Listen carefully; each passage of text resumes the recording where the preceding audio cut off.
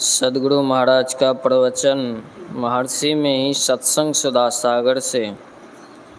प्रवचन संख्या 29।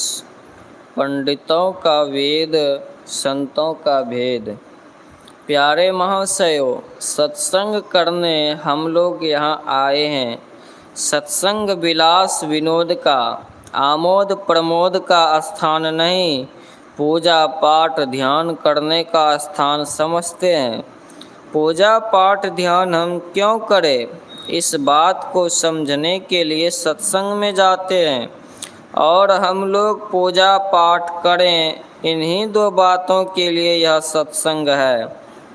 सत्संग उसे कहते हैं कि इन बातों का उपदेश हो और जहाँ पारमार्थिक बात सुनने समझने के लिए लोग एकत्र होते हैं, वह बाहरी सत्संग है और ध्यान करना आंतरिक सत्संग है। ऐसा बाबा साहब कहते थे। घूम घूम कर नहीं, किंतु बासे में बैठकर ही मालूम हुआ कि हम लोग अपने कर्तव्य को भूल गए हैं। आप काल की उपासना नहीं करते। काल की उपासना यह है कि जिस समय जो काम करने का नहीं करते, इसलिए समय समय पर जो काम है वह करना काल उपासना है। काल कोई भयंकर जीव नहीं है। काल का अर्थ समय है। काल की उपासना किए बिना कोई मुक्ति या मोक्ष नहीं पा सकता। पूजा की तो कितनी सामग्रियां हैं, लोग उतने कर भी नहीं सकते, किंतु पूजा वह कीजिए जिससे प्रभु प्रसन्न हो। कबीर सोया क्या करे, जागन की करो चौंप, ये दम हीरा लाल है, गिन गिन गुरु को सौंप। गुरु का अर्थ यहाँ परमात्मा है। गुरु का अर्थ बहुत गंभीर है। परमात्मा से लेकर अपने से श्रेष्ठ गुरुजनों को भी गुरु कहते हैं। गुरु का अर्थ है ज्ञानदाता। आदि ज्ञानदाता परमेश्वर हैं। उस मनुष्य को मनुष्य सिखाता है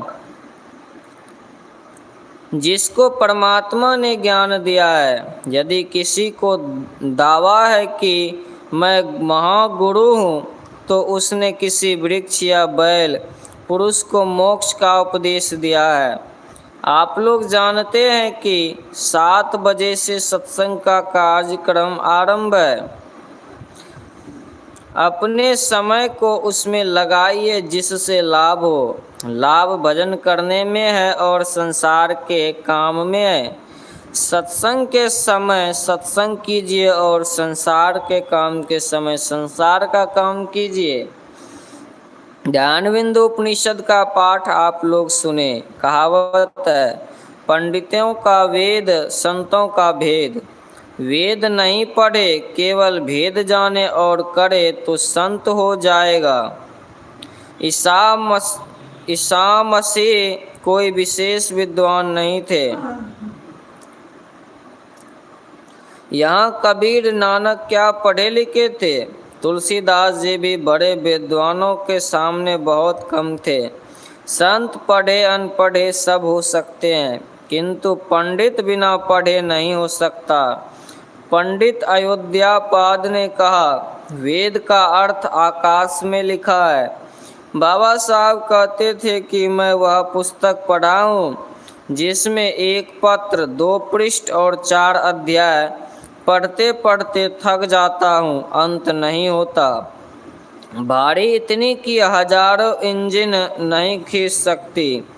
1 पत्र है, 2 पृष्ठ और 4 अध्याय क्या है? सारा विश्व पिंड ब्रह्मांड मिलाकर 1 पत्र है। सारा विश्व का अर्थ सारा प्रकृति मंडल। यदि कहे कि समस्त प्रकृति मंडल का संसार बन गया है, प्रकृति का विकृत रूप होकर और कितना बचा है, ठिकाना नहीं। ये ही प्रकृति 1 पत्र है, 2 पृष्ठ, 1 स्थूल और दूसरा सूक्ष्म। अंधकार प्रकाश शब्द निःशब्द 4 अध्याय हैं। यह पढ़ो, गुरु महाराज कहते थे। 1909 ईस्वी की जुलाई में मैं सत्संग में सम्मिलित हुआ था। धरती पर के किसी विश्वविद्यालय में यह पढ़ाई नहीं होती है। कोई प्रोफेसर और गुरुजी नहीं कह सकते, ना पढ़ा सकते। वह तो चुप बैठेगा, अंतर में प्रवेश करेगा, जन्मों पढ़ेगा और अंत में समाप्त करेगा। या आकाश में जो वेद का अर्थ लिखा है सो पढ़ेगा। बाबा साहब इसी पुस्तक को पढ़ने कहते थे और अन्य पुस्तकों का भी आदर करते थे। तुलसी साहब का घट रामायण, तुलसीदास कृत रामायण और भगवान बुद्ध का धम्मपद। आपने सुना, पाप बहुत बड़ा हो, बहुत योजन तक फैला हुआ पहाड़ के समान हो तो ध्यान योग के द्वारा नष्ट हो जाता है। सुनकर आश्चर्य मालूम होगा, ऋषि मुनियों का वचन हो इसलिए मानो, यह भी अच्छी बात है। वचन प्रमाण भी लोग मानते हैं। फिर एक बात और, यदि बड़े लोगों के कहने में भी त्रुटि हो तो उनके विचारों की त्रुटि निकाल कर तब अभ्यास करो। मन की एक ओरता को ध्यान कहते हैं। यदि कहो मेरा खेत है, उसी ओर मन लगा कर रहेंगे तो पाप नाश हो जाएगा। नहीं, खेत का अर्थ मैंने स्थूल ध्यान के लिए इशारा किया। इससे और बड़े के पास जाकर सुनिए। ध्यानम निर्विषयम मनः, मन को निर्विषय कैसे करें? शून्य में जाना होगा। तो दोनों में मेल है, शून्य में जाना, आकाश में जाना और बाबा साहब का वह एक पन्ने की किताब पढ़ना आ जाता है। विषय छूटेंगे कैसे? इस पर विचार करो, इस पर विचारो। लोग कहते हैं संसार में बहुत वस्तुएं हैं, किंतु विद्वान विचार कर कहते हैं अरे 5 ही वस्तुएं हैं, रूप, रस, गंध, स्पर्श और शब्द। इन सबों ने अपने को खाली करो, इन सबों से अपने को खाली करो तब ध्यान होगा। सुनकर असंभव मालूम होता है। फिर ज्ञानी कहते हैं कि असंभव नहीं, असंभव होता तो उपदेश नहीं देते। पहले बचपन में खेलते हैं, फिर पढ़ते हैं, फिर उपार्जन करते हैं। उसी प्रकार बिना एक छोड़े एक नहीं हो सकता। परमात्मा की भक्ति करने के लिए संतों ने कहा, यदि कहो परमात्मा को नहीं देखा तो उसकी भक्ति, उसकी सेवा शुश्रूषा कैसे करें? तो संतों ने कहा, कुछ नहीं जानते हो तो राम राम शिव शिव कहो, एक मन से मंत्र जपो। कोई ऐसा कहे मेरा मंत्र अच्छा है, उसका अच्छा नहीं, या सुनकर भूलिए नहीं। एक मंत्र को जपिए जिसका अर्थ ईश्वर संबंधी हो। स्थूल जप जपिए, सब शब्द छूटकर एक शब्द रहेगा। अन्य विषयों को छोड़कर केवल शब्द में लगे रहो। फिर लोग ध्यान करने बतलाते हैं। अपने इष्ट देव का ध्यान करो।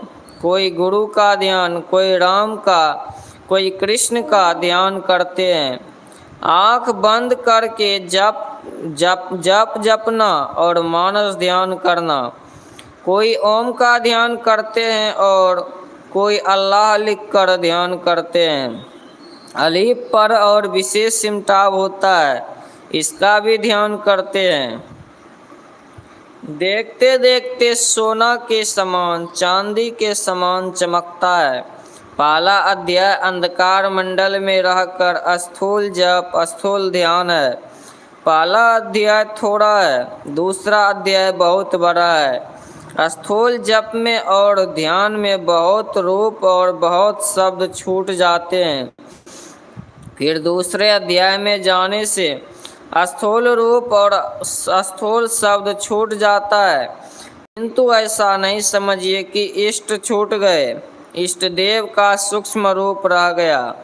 इसको मोटी आँख से नहीं, सूक्ष्म आँख से देखेंगे वहाँ स्थूल कान भी नहीं, जहाँ स्थूल आँख है वहाँ स्थूल कान है, जहाँ स्थूल आँख है वहीं स्थूल कान है। उसी प्रकार जहाँ सूक्ष्म दृष्टि है वहीं सूक्ष्म श्रवण भी है। तब स्थूल रूप नाम को नहीं देख सकेंगे। सूक्ष्म दृष्टि और सूक्ष्म श्रवण से सूक्ष्म रूप और सूक्ष्म शब्द को सुनोगे, तब सुंदरदास जी का यह वचन आ जाएगा। श्रवण बिना धुनि सुने, नयन बिनु रूप निहारे, रसना बिनु उच्चरे, प्रशंसा बहु विस्तारे, नृत्य चरण बिनु करे, हस्त बिनु ताल बजावे, अंग बिना मिली संग बहुत आनंद बढ़ावे, बिनु शीस नवे जहाँ सेव्य को सेवक भाव लिए रहे, मिली परमात्म सो आत्म परा भक्ति सुंदर कहे। गोस्वामी तुलसीदास जी भी कहते हैं, श्री गुरुपद नख मणिगण ज्योति, सुमिरत दिव्य दृष्टि होती। ज्योति वाला नख स्थूल नख नहीं है, यह दृष्टि योग से देख सकेंगे। फैलाव से सिमटाव में आओ, दृष्टि सूक्ष्म हो जाएगी। दृष्टि तो सूक्ष्म है ही, आँख और डीम पुतली को दृष्टि नहीं कहते हैं, दृष्टि सूक्ष्म है ही है। इसको समेटो तो सिमटाव में ऊर्ध्वगति होगी। स्थूल दर्शन और सूक्ष्म श्रवण छूट जाए तो स्थूल विषय छूट जाएंगे। इससे सूक्ष्म का फैलाव विशेष है, होना ही चाहिए। स्थूल से सूक्ष्म का फैलाव विशेष होता ही है। संतों ने सूक्ष्म मंडल में आकर सुनने के लिए कहा। शब्द अपनी ओर खींचते हुए अपने उद्गम स्थान पर खींचता है। शब्द बहुत हैं। हाथरस निवासी संत तुलसी साहब कहते हैं, सूरत शिरोमणि घाट गुमठ मठ मृदंग बजय रे, किंगड़ी बीन शंख से नाई बंकनाल की बाट, चितवट चाट खाट पर जागी सोबत कपट कपाट, मुरली मधुर झांझ जनकारी रंभा नाचत वैराट, उड़त गुलाल ज्ञान गुण गांठी भर भर रंग रसमाट, गाय गैल शैल अनहद की उठे तान सुरटाट, लगन लगाई जाय सोई समझी सुरति शैल नभ फाट, तुलसी निरख नैन दिन राति पल पल पहरो आठ, यही विधि शैल करे निस्वासर रोज 3 से 60। पहले विविध शब्दों में सूरत चलेगी। पहले शब्द का पता लगा, उसके उद्गम पर पहुंचा, तब दूसरा शब्द मालूम हुआ, उसको पकड़ा। इस प्रकार चलते चलते सूरत निह शब्द में पहुंच जाएगी। साधक गुण को पकड़े हुए गुणी में रहता है। शब्द को पकड़ कर रखना आकाश में रहना है। इस साधना में होने से सभी पाठ समाप्त हो जाएंगे, परंतु इसके लिए बहुत लंबा समय चाहिए और परवाह करने वाले कर सकेंगे, बेपरवाह कर नहीं सकते। भगवान बुद्ध ने कहा, बुद्ध केवल उपदेश कहने वाले हैं, करना तो तुम्हें ही पड़ेगा। तो क्या किसी की आशा छोड़ दें? नहीं। जिसको श्रद्धा है, आशा है, जिस प्रकार वर्षा का पानी गड्ढे में जमा हो जाता है, उसी प्रकार जिनमें श्रद्धा है उसमें ज्ञान आकर टिक जाता है। भगवान बुद्ध के एक शिष्य भगवान के शरीर छूटने के समय रोने लगे, तो बुद्ध ने कहा, आपका दीमक आप बन, वेद की पुस्तकों को खूब पढ़िए और समझिए। अच्छी तरह तो प्रायः ही कोई कह सकेंगे कि मैं बिल्कुल समझ गया। जानने के लिए बहुत बातें हैं, किंतु जिससे अपना काम चले वह अवश्य जानना चाहिए। बाबा साहब कहते थे, संत मत का सिद्धांत बहुत छोटा है और 2 सफ़े में है। शून्यगत मन और निर्विषय मन। जब मन निर्विषय होता है तो पाप आप ही नष्ट हो जाते हैं। यदि कहो कि पहले का जो पाप किया हुआ है, कर्म 3 प्रकार के होते हैं, क्रियमाण, संचित और प्रारब्ध। जिस कर्म को भोग रहे हैं प्रारब्ध है, थोड़ा भोगा है, थोड़ा बाकी है भोगने को वह संचित। क्रियमान वह है जिसका कारण प्रारब्ध नहीं। अभी जो हम नया कर्म करते हैं बिना प्रारब्ध के आधार के, वह क्रियमान है। जो ध्यान में स्थित होगा उसका क्रियमान पाप छूट जाएगा। बाकी प्रारब्ध और संचित का स्थूल और सूक्ष्म में भोग होगा। जहाँ तक कर्ममंडल है वहाँ तक सुख दुख का भोग भोगना ही पड़ेगा, किंतु परमात्मा के पास दोनों बराबर है, जिससे सब तृप्त है। वहाँ कम विशेष सुख नहीं। इससे नीचे के लोक में अपने कर्मानुसार कम विशेष सुख पाते हैं। ध्यानाभ्यासी तो कहीं किसी लोक में नहीं ठहरते, वे चले ही जाते रहते हैं। ध्यानाभ्यास में ऊर्ध्वगति होती है। और राधा स्वामी साहब ने कहा है, बैठे न रास्ता काटा, चलते न बाट पाई, चलते न बाट न पाई, है रहनी गहनी की बाता, बैठा रहे चला पुनि जाता। कहे को तात्पर्य है ऐसा, जस पंथी वो हित चढ़ी वैसा। इस प्रकार की उर्गति में वह कर्म मंडल को पार कर जाता है और स्वरूप की पहचान हो जाती है। तब कर्म नहीं होता, कर्म की हो ही स्वरूप ही चिन्ह है। बुद्ध को पेचिश की बीमारी हुई थी तो वे कहते थे, आनंद, जब तक समाधि में रहता हूँ तो आराम रहता है, पिंड में आने पर बहुत कष्ट होता है। उनको ऐसी शक्ति हो जाएगी कि परमात्मा को प्राप्त कर कर्म फल का दर्द कम रहेगा। जैसे किसी को क्लोरोफॉर्म सुंघा दिया जाए तो चीर फाड़ के समय उसे दर्द महसूस नहीं होता, बिल्कुल नष्ट तो नहीं होता, दुख कम हो जाएगा। इसके लिए बीजाक्षरम परम बिंदु है। कहा बिंदु परिभाषा के अनुकूल हो, यह बिंदु हाथ से नहीं पकड़ सकते। सूक्ष्म मंडल में प्रवेश करने से बाबा साहब का दूसरा अध्याय प्रारंभ होगा। इस बिंदु को धारण करने से नाद प्राप्त होता है। एक ही श्लोक में सब बात आ गई। यदि मोटे में समझो तो मूल ध्यान गुरु रूप में, गगन मंडल के बीच में ताहवा जल के नूर, निवड़ा महल न पावहीं पहुँचेगा गुरुपुर। नैनों की कड़ी कोठरी पुतली पलंग बिछाए, पलकों की चिक डार के पिया को लिया रिझाए।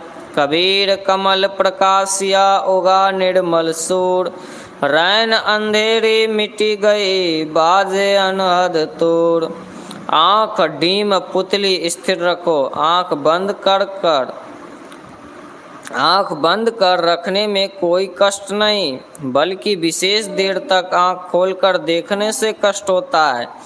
बाह्य जगत के सूर्य में तो गर्मी है, किंतु उस अंदर के सूर्य में शीतलता है, जिससे काम क्रोधादिक सब विकार दूर हो जाएंगे, ज्ञान विज्ञान बढ़ जाएंगे, पिंड ब्रह्मांड का प्रत्यक्ष ज्ञान होगा, केवल वचन ज्ञान नहीं। बाबा नानक के वचन में सुने, सागर मही बुंद बुंद मही सागरो, कवनु बुझै विधि जानै, उत्भुज चलत आप कर चीन्ह, आपे ततु पहचानै। जैसा ऐसा ज्ञान विचारे कोई,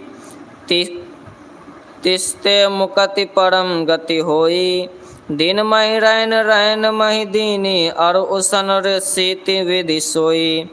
ताकि गति मति अबरु न जानै, गुरु बिन समझ न होई। पुरख मई नारी नारी मई पुरखा, बोझऊँ ब्रह्म ज्ञानी। धुनि महि ध्यानु ध्यान महि जानिया गुरुमुखि अकथ कहानी। मन महि ज्योति ज्योति महि मनवा पाँच मिले गुर भाई। नानक तिनके सद बलिहारी जिन एक शब्द लिवलाई।